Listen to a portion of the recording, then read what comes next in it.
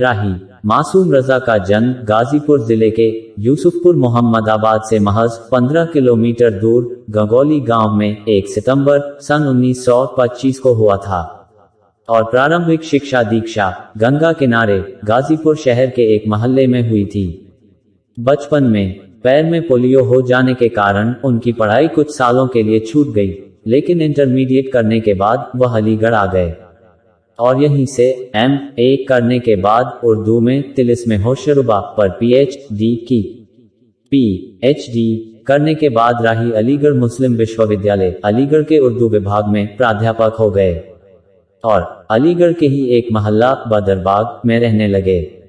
अलीगढ़ में रहते हुए ही राही ने अपने भीतर साम्यवादी दृष्टिकोण का विकास कर लिया था और भारतीय कम्युनिस्ट पार्टी के वे सदस्य भी हो गए थे।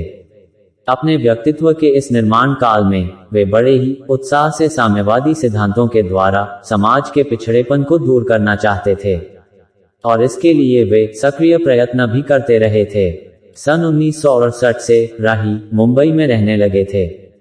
वे अपनी साहित्यिक गतिविधियों के साथ साथ फिल्मों के लिए भी लिखते थे, जो उनकी जीविका का प्रश्न बन गया था। राही स्पष्टतावादी व्यक्ति थे और अपने धर्मनिरपेक्ष राष्ट्रीय दृष्टिकोण के कारण अत्यंत लोकप्रिय हो गए थे।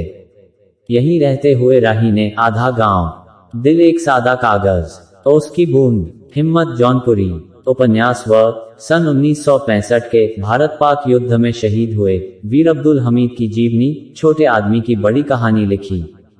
उनकी ये सभी कृतियां हिंदी में थीं।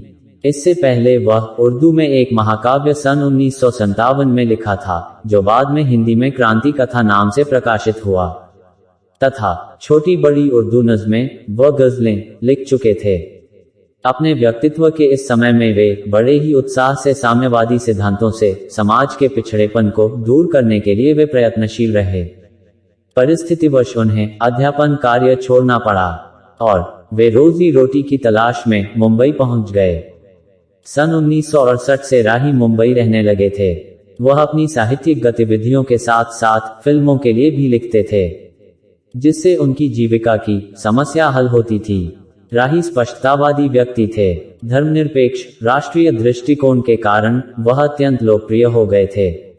मुंबई रहकर उन्होंने 300 फिल्मों की पटकथा और संवाद लिखे तथा दूरदर्शन के लिए 100 से अधिक धारावाहिक लिखे, जिनमें महाभारत और नीम का पेड़ अविस्मरणीय हैं। उन्होंने एक लोकप्रिय टीवी धारावाहिक महाभारत के लिए पटकथा और संवाद लिखे। टीवी धारावाहिक महाकाव्य महाभारत पर आधारित थी। धारावाहिक भारत के सबसे लोकप्रिय टीवी धारावाहिकों में से एक बन गया, जिसमें एक छोटी टेलीविजन रेटिंग लगभग 86% है। राही के कई कार्य स्पष्ट रूप से भारत के विभाजन के परिणामों की पीड़ा और उथल-पुथल दर्शाते हैं, खासकर हिंदू मुस्लिम रिश्तों पर असर और विभिन्न भारतीय सामाजिक समूहों के बीच सामाजिक तनाव। उन्होंने सामंत भारत में जीवन और आम लोगों की आम खुशी, प्यार, दर्द और दुख को भी चित्रित किया है। कभी कभी वह बयान कहता है, उदाहरण के लिए उनके उपन्यास आधा गांव ने उस समय के गांव गंगौली में 2 विरोधी मुस्लिम मकान मालिक परिवारों की कहानी का वर्णन किया, जब भारत स्वतंत्रता प्राप्त कर रहा था। आधा गांव का मुख्य विषय यह है कि अलग अलग लोगों, वर्ग और धर्म की परवाह किए बिना समान भूमि, पानी और भाई जैसे अपने सभी मानवीय गुणों और कमजोरियों के साथ साझा कर रहे थे। लेकिन सांप्रदायिक प्रतिद्वंद्विता इतना अधिक नहीं था। आपसी रिश्ते थे। भारतीय विभाजन के समय संयुक्त प्रांतों में दोनों समुदायों के बीच।